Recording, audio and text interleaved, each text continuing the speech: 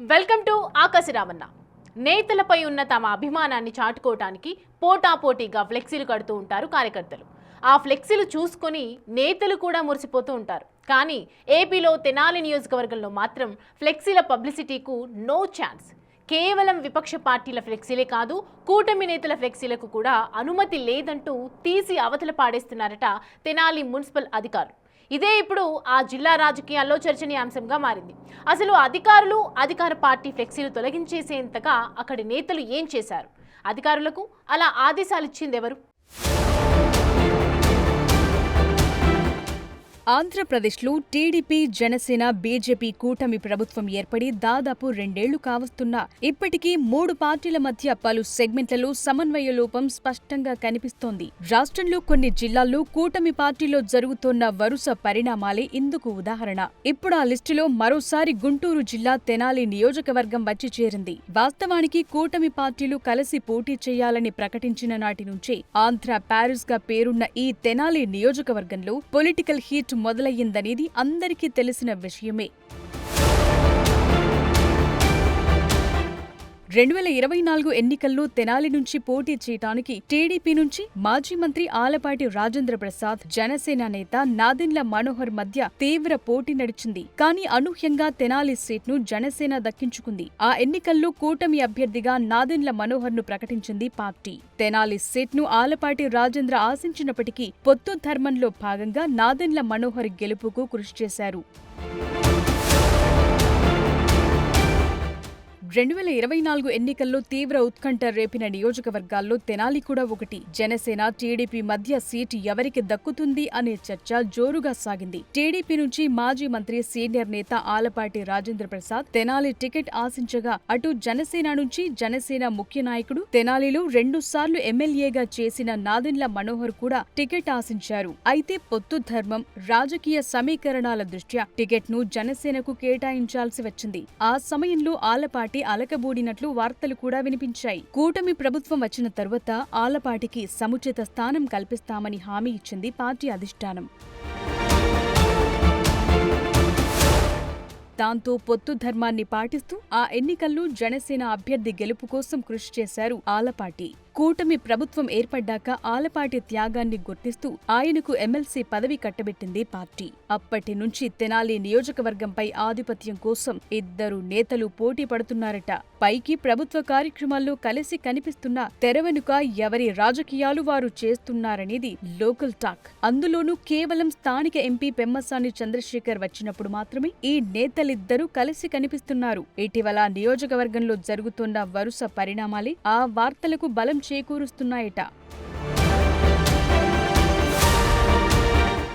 కూటమి ప్రభుత్వం అధికారంలోకొచ్చినప్పటి నుంచి తెనాలి నియోజకవర్గంలో ఈ ఇంటర్నల్ పొలిటికల్ వార్ కొనసాగుతూనే ఉందట. గతంలో స్థానిక Vasavi Kanyaka Parameshwari trust board committee వ్యవహారంలోనూ ఈ ఇద్దరి నేతల మధ్య అంతర్గత పోరు నడిచింది. అలాగే తెనాలి మున్సిపల్ చైర్మన్ పదవిని టీడీపీ హస్తగతం చేసుకునే విషయంలోనూ, నామినేటెడ్ పదవుల విషయంలోనూ గత వైసీపీ ప్రభుత్వంలో టీడీపీ మహిళా నేతలపై సోషల్ మీడియాలో ట్రోల్ చేసిన వారిపై చర్యలు తీసుకునే విషయంలోనూ ఇలా ప్రతి సందర్భంలోనూ టీడీపీకి మంత్రి నాదెండ్ల నుంచి సరైన సహకారం లభించలేదన్న భావన ఆలపాటిలో ఉందట. మరోవైపు మొదట్లో ఆశించిన పదవి లభించకపోవడంతో పెద్దగా ప్రభుత్వ, పార్టీ సభలకు ఆలపాటి రావటానికి ఆసక్తి చూపించటం లేదనేది బహిరంగ రహస్యమే. అయితే నియోజకవర్గంలో పట్టు కోల్పోకూడదని ఎప్పటికప్పుడు తన ఉనికిని చాటుతూనే ఉన్నారట ఆలపాటి. అంతెందుకు, గతేడాది సంక్రాంతి పండక్కి కోడి పందాలను నిర్వహించకుండా అడ్డుకోవాలని మంత్రి అధికారులను ఆదేశించిన స్వయంగా ఆలపాటి వెళ్లి పందాలను స్టార్ట్ చేయించడం అప్పట్లో హాట్ టాపిక్ గా మారింది. తెనాలి నియోజకవర్గంలో ఇటీవల జరిగిన ఫ్లెక్సీల వివాదంలోనూ అదే రిపీట్ అయిందనేది పబ్లిక్ టాక్.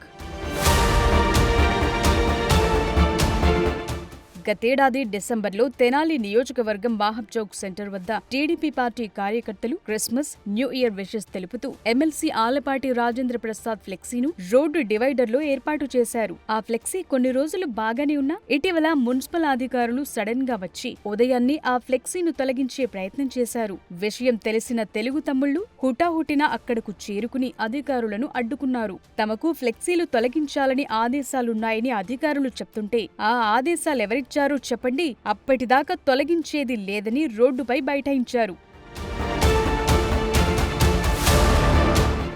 అప్పటికి అధికారులు తొలగించిన ఫ్లెక్సీని తీసి మళ్లీ యథాస్థానంలో ఉంచి పాలాభిషేకం చేశారు టీడీపీ కార్యకర్తలు. ఆలపాటి రాజా ఫ్లెక్సీపై చెయ్యి వేస్తే ఊరుకునేది లేదని వార్నింగ్ కూడా ఇచ్చారు. కూటమి అంటేనే ముందుండేది టీడీపీ, మేమోట్లేస్తేనే మీకు అధికారం వచ్చింది, తెనాలిలో ఒంటరిగా పెత్తనం చేస్తామంటే కుదరదని హెచ్చరించారు. ఆ క్రమంలో నియోజకవర్గంలో జరుగుతోన్న పరిణామాలు చూసి కొంతమంది కూటమి పార్టీల కార్యకర్తలు తలలు పట్టుకుంటుంటే ఇదేదో బావుంది, కంటిన్యూ అంటూ సోషల్ మీడియాలో ట్రోల్ చేస్తోందట వైసీపీ.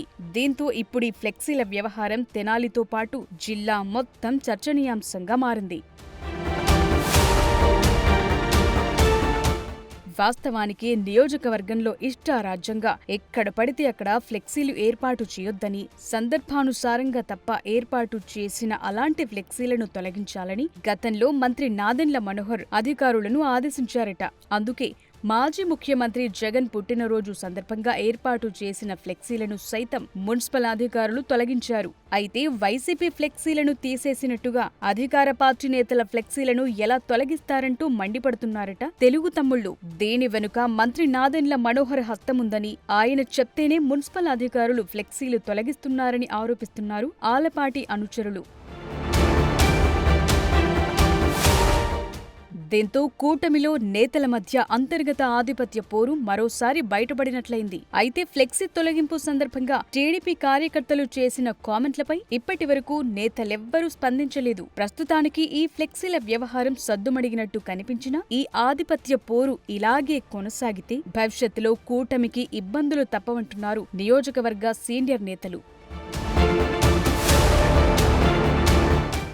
మరి తెనాలి నియోజకవర్గంలో కూటమి నేతల మధ్య అంతర్గత విభేదాలపై రెండు పార్టీల అధినేతలు దృష్టి పెడతారా, లేదా ఈ ఆధిపత్య పోరు రాజకీయాలు ఇలాగే కొనసాగుతాయా? తెనాలిలో కూటమి నేతల కుమ్ములాటలు ఎలాంటి రాజకీయ పరిణామాలకు దారితీస్తాయి? అసలు తెనాలిలో కూటమి భవిష్యత్తేంటి అనే ప్రశ్నలకు సమాధానాలు తెలియాలంటే ఇంకొన్నాళ్లు వేచి చూడాల్సిందే.